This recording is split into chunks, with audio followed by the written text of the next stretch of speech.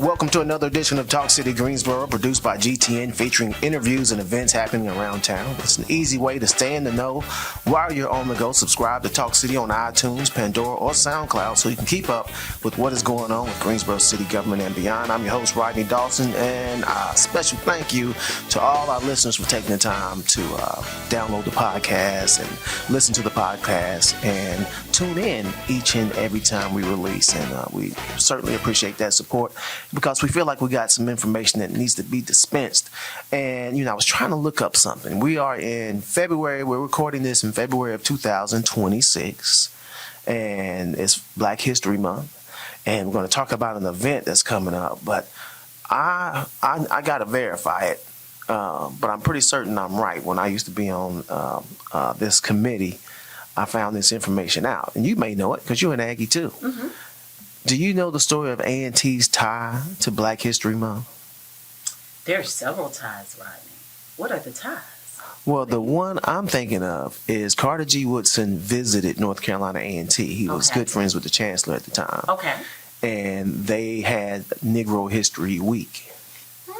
And he was so inspired by that. That's what pushed him to launch Black History Month. Oh. I did not know that. I just got to remember the source where I found that. Okay. Yeah. And as an Aggie, I should know that. But no, I don't know that. Yeah, I think it was. I was working with Dr. Smallwood and Dr. Charles Johnson. We were on More Than Just a Game. Yes. The history of the Aggie Eagle Classic. You can still find it on History Notes podcast if you Google it. But we found that information out. One of them taught me that. Wow. That's amazing. No, I didn't know that. Right. So, leading into Black History Month, yes, we know that. We're still going to acknowledge it in other different ways. But first, you've been with the city for how many years? Oh, wow. Total, if you put all my time together, I could have retired in 2024.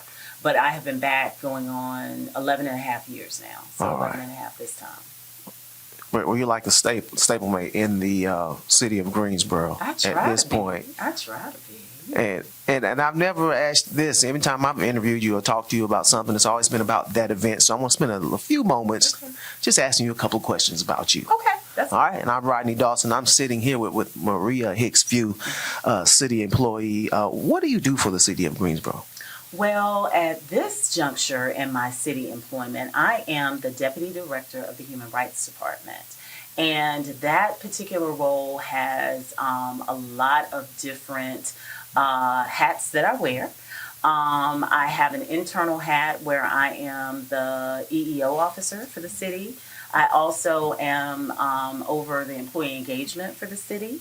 And then also I'm over the human rights boards and commissions. And then I also assist with the fair housing that we do in the human rights department as well, too. So it's a couple of hats that I'm juggling, but I love every minute of it. It's a lot of fun. But you in public service throughout? Absolutely. Now, where did you grow up? I grew up here in Greensboro. Okay. I'm a Greensboroan, I guess. Yes. Now, if somebody had to name the school, which school would come out first? Oh, the Ben L. Smith High School was my high school that I graduated from. Then went to North Carolina Agricultural and Technical State University. What was it like going to Smith? Ooh, back then, Smith was a melting pot. Smith was the reason why I chose to get into HR or people work, because I had the opportunity, because I went to Lincoln back then, and some of my friends switched and went to Dudley. And I said, you know what? I kind of like it here. It's different. I had friends and met friends from different backgrounds, different countries, and that piqued my interest, and I wouldn't change it for anything. I loved my time at Smith High School. Were you there? I cannot remember her real name, but MC Entice. She and I are friends. Uh-huh. Yes. But I think she went to Grimsley. Oh, okay. I always thought she went to Smith. Okay. She went to Grimsley. She's my soror, so she went to Grimsley, I believe. But yes, we're same class. Okay. So yes, I know her well.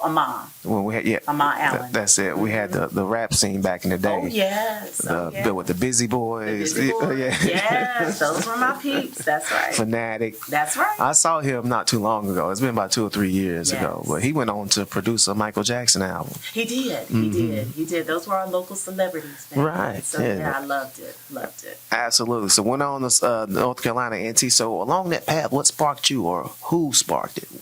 Your interest to be in public service the way that you are?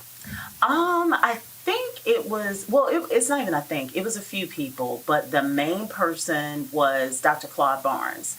And for those history buffs that know, anything about the bullet holes on Scott Hall, he was the student, very instrumental in making sure that, as chair of the political science department at A&T at that time, that we were exposed to different things. And he's the one that urged me, among some of my other professors, to actually have my internship at the EEOC. So that kind of bridge from Dr. Barnes to interning for about 1.5 years at the EEOC led me to want to do that type of work. And I applied for a position here in housing and community development as a roster and part-time employee, or a roster as we call it. And then my part-time job became full-time. So I then went into, back then, oh gracious, it wasn't human resource, it was personnel. So I was a member of the personnel department in employment. We're dating ourselves. We are dating ourselves. We are. But it was cool. It was cool because I helped, with the positions, and full circle now, doing the role that I'm in, we also touch the positions because we make sure before they hit the streets for the city of Greensboro that we have a plan for how we're going to actually recruit and get the word out to make sure that we are doing our proper job to make sure people see it. So it's pretty cool. That's how I started, and that's what I'm doing now in essence as well. And you're doing it beyond the city as well. You teach over at North Carolina A&T State University, Aggie Pride. And so we're proud to have you here at the city and talking about this. And you get it. I know when you're behind it, it's going to be something that it's going to be quality work and something that's going to be very engaging. So what are you excited about this month? Well, we're excited about the Taste of the African Diaspora is the name of it. And it is kind of a trifecta project. Main thing is it is something that we have for Black History Month, which is very, very important this year for us to make sure that we celebrate Black History Month. Second, it is a staple event of one of our boards and commissions, our actual Ad-Hoc Committee for African American Disparity. And this was a brainchild of one of our current one of our current council members, Councilmember Crystal Black. And she has cultivated this baby along with persons in our department for the last few years.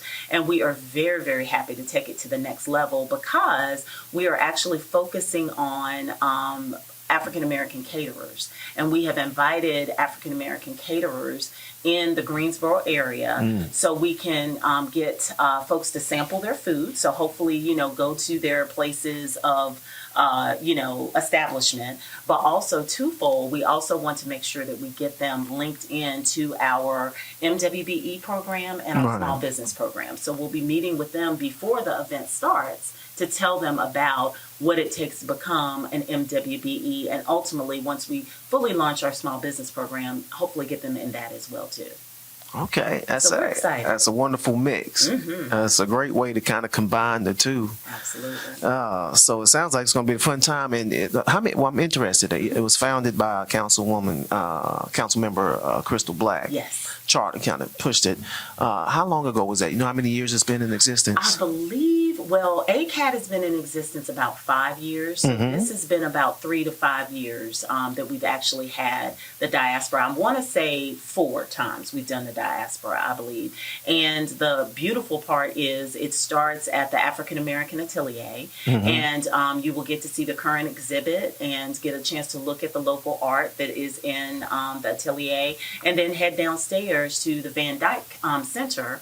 And that's where the actual diaspora event will take place with the food and the tasting and everything. So like I said, it's a little different than we've had it in the past. In the past, it's basically been centered in the atelier, but we've kind of outgrown that space. So we wanted to make sure we could take groups from the atelier down to the larger space to actually enjoy the food, enjoy the connection, and also learn the history of the food trail. And that's what's so very important. And that's one of the things that Councilwoman Black really, really wanted us to learn was about that food trail and where the food comes from historically and how it kind of got on our tables as we eat it.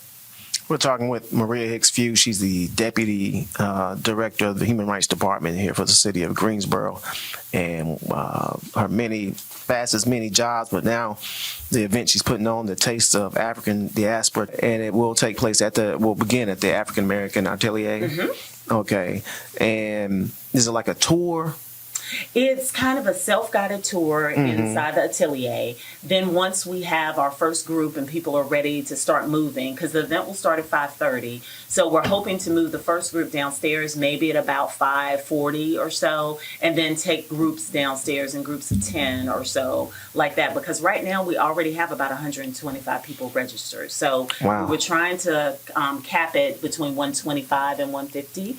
So we still have some room, but hurry up and register and go ahead and get in. But it will be somewhat of a tour, but more listening to some pre-prepared videos that we have that can take you through that history of the food. All right, let me get you out of here on just a few more questions. Okay. Particularly for our listeners that are listening via the podcast platforms and don't have the visual Right. that you can get on YouTube, the city's YouTube channel, to check out Talk City Greensboro.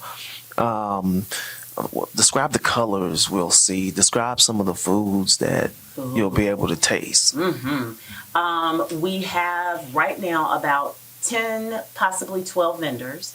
We're going to have foods from West African kind of genre. We're also going to have a little soul food as well. And we're also going to have a little Caribbean flavor. So you are liable to get anything from collard greens to cornbread to some type of bean to some type of pea. So it's going to be a little bit. Now, again, it's not coming in and you're going to have dinner.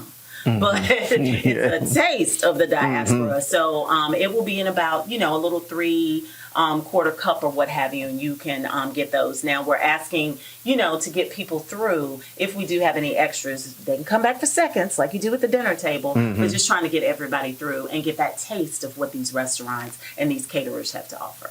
And is there a cost involved? It is absolutely free. You just have to register because we really are urging registration because we would hate to take the opportunity away from someone that wants to come because we run out of the slots that we have prepared for. So please, please register. Registration's on Facebook, registration's on our website, and I'm sure hopefully you'll be able to give them the registration as well. Please, please register and do it quick because like I said, it is over 100 now with the registration.